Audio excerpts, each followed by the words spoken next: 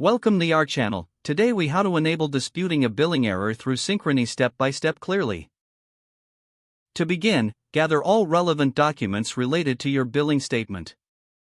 Log into your Synchrony account on the official website. Once logged in, navigate to the Billing Statements section. Identify the specific charge you wish to dispute. Click on the transaction details for more information. Review the details carefully to ensure it's truly an error. Locate the dispute charge option, typically found near the transaction details. Click on the dispute charge option to initiate the process. Fill out the form that appears with accurate details regarding the error. Provide any supporting evidence that may strengthen your case. Double-check all entered information for accuracy before submission. Submit the dispute request by clicking the designated button.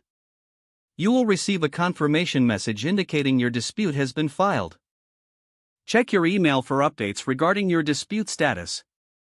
Monitor your account for any changes related to the disputed charge. Be prepared to provide additional information if Synchrony requests it. Allow time for Synchrony to investigate the dispute thoroughly. Follow up if you do not receive a response within the expected timeframe. Once the investigation is complete, review Synchrony's resolution. Make note of any changes to your account following the resolution.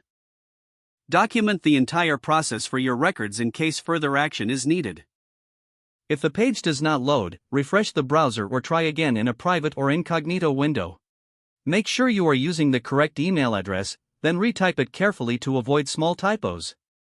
If your password is not accepted, use the reset option and create a new strong password you can remember. Check your spam folder for verification or security emails, then complete any requested confirmation steps. Enable two-factor authentication if available to improve account security and reduce unauthorized access risk. After signing in, review your profile details so your contact information and settings are accurate and current. If you see an error message, note it down and try again after restarting your device and internet connection. Don't forget to like this video and subscribe to our channel for more step-by-step tech guides.